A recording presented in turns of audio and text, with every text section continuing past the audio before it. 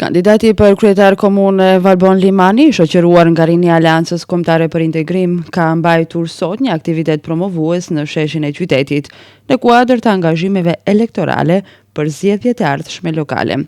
Aktiviteti u zhvillua në praninë të strukturave rinore dhe simpatizantëve, duke shpërndar materiale promovuese dhe duke bashkëbiseduar me qytetarët.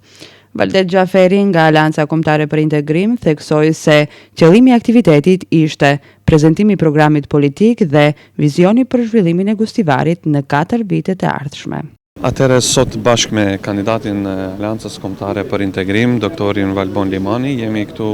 me forumit rinore të strukturave të cilat e përbëjnë beslidhjen AKI për të promovuar pjesë të programit tonë në këtë fushat për zgjedhjet e 11 janarit. Shpërndajmë edhe materiale tjera promovuese me numrin 3, duke bashkëbiseduar edhe me qytetarët e Gostivarit për të prezentuar konceptin tonë se si do duhet duket Gostivari për 4 vitet e ardhshme, me që jemi në festat e fundvitit. Shfrytëzoj rastin të gjithë marrëgjimtarëve të cilët janë këto ditë në vendingje, ditë të rehatshme në këto ditë festash, gëzimesh familjare, të uroj të gjithë gostivarazve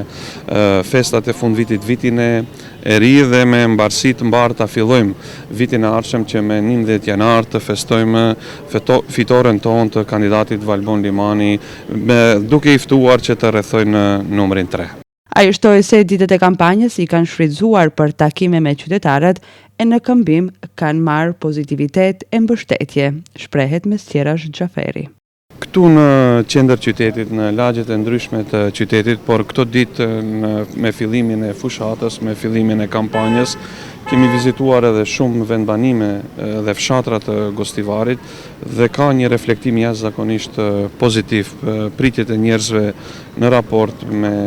gjithat që ne prezantojmë janë jashtëzakonisht pozitive dhe jemi të bindur, besojmë se ky trend i pozitivitetit, reflektimit pozitiv, akceptimit të mirë nga ana e çdo qytetari në çdo pjesë të qytetit do të rrumbullaksohet me sukses me datë 11 janar. Ai shtoi se aktivitetet do të vazhdojnë edhe në ditët në vijim, me vizita në çdo pjesë të Gostivarit për të prezantuar idetë dhe konceptin e AKI-s për një qytet më të zhvilluar dhe më funksional.